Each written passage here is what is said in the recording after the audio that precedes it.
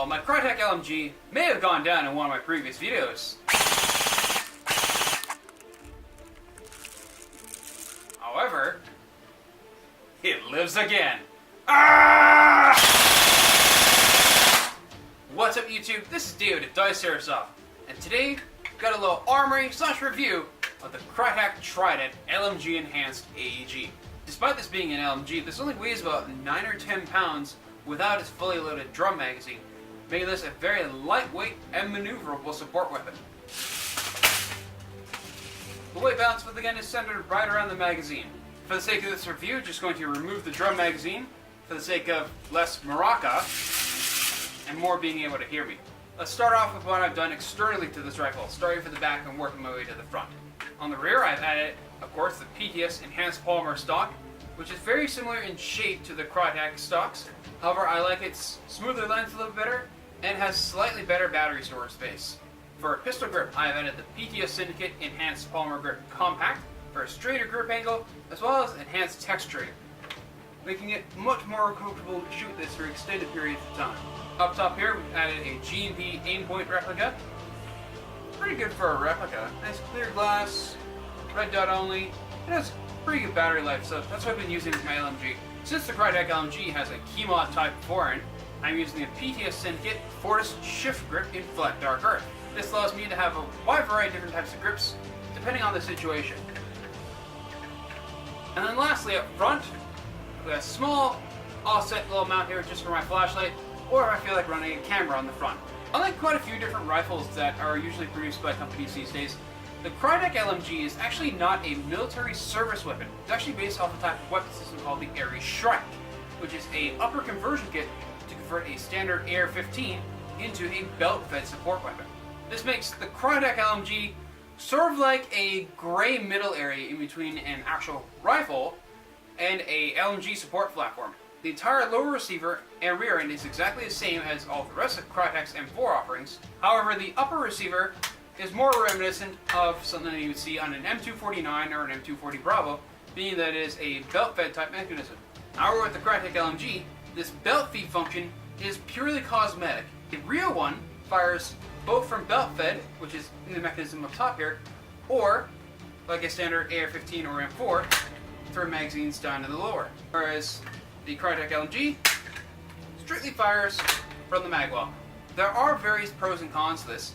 It is less realistic than the real one, as there is no belt-fed mechanism or anything specific for it to actually make it a true belt-fed platform, unless you have dummy rounds in it, but even still it won't be a true belt-fed platform. The pros to this is that you can use any type of standard AEG M4 magazine, such as the PTS EPM Max, which means that if your drum magazine starts to actually run low, or you can't reload it in time, you can use standard AR-15 mags and keep on going. Going back to the keymod forend, this is also mil-spec and Voltor spec, so you can take your real steel accessories and bolt them directly onto here without worry about having them not fitting. The lower receiver of the Krytac LMG is almost identical to all of the other Krytac M4 offerings, with the engraved Krytac logo on the left-hand side, as well as a serial number on the right-hand side.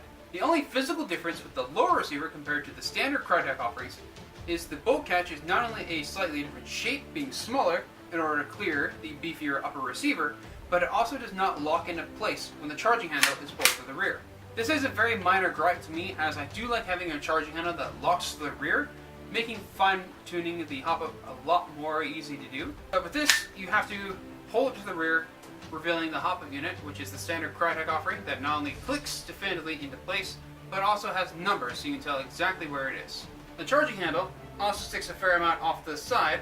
However, simply flick it up, and it moves out of the way. The other nice thing too about this being a Krytac one is that it also shares a common feature with the other Krytac M4s, as it still has the ambidextrous fire selector with the shorter selector on the right hand side. There's not too many LMGs on the market that actually have a true ambidextrous selector, making it so that you can use this LMG effectively with either hand.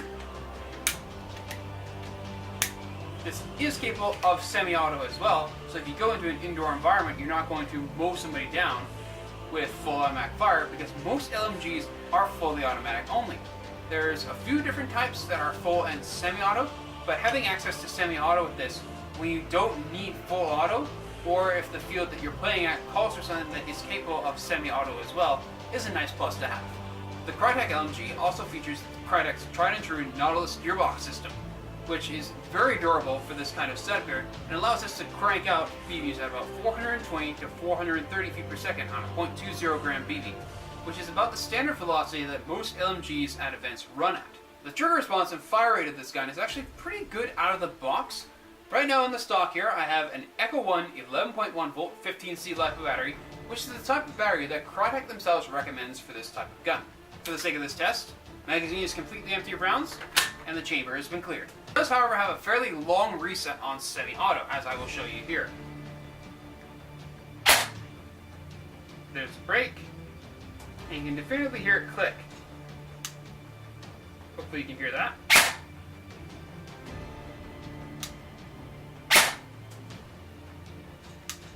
For an LMG, that's not too bad, because that means that if you have it set to full auto, that you're not just going to accidentally tap your trigger and just mow somebody down. And with that 11.1 LiPo battery and the Krytac 30K motor, it sounds like this. Pretty good rate of fire at the box, I'd say. This is also a pretty expensive gun here in Canada. I know it's quite a bit less for my fans there that are watching this from the US and other countries. Here in Canada, this is a $900 gun, which is pretty prohibitive for a lot of other players. But for that $900 that you pay, you are getting a quality platform straight out of the box that isn't going to have a whole bunch of gunked up internals or poor quality pot metal gears. And you're going to have something that's going to work for you straight from the box that you can take to a Milsim event, provided they will allow the Krytac LMG to actually be used in that event. Being that it is a rifle that hasn't actually seen military service, and is more of a hybrid between an M4 and a support weapon. So make sure if you actually are bringing this to an event, check with the rules enforcement to see if the Krytac LMG specifically is allowed to be used as a support weapon. I actually picked this up quite a while ago from the Toronto Airsoft web store. If you want to check this gun out for yourself, click on the link down in the description below, and that'll take you to the website so you can buy your own Krytac LMG, because this one is mine.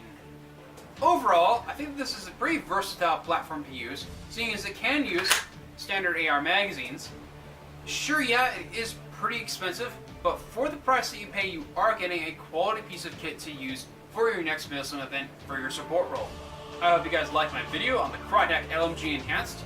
If you do, don't forget to check out my other videos down below, as well as to like, comment, and subscribe to my channel. I'm David. This has been Dice Airsoft. And I'll see you guys next time.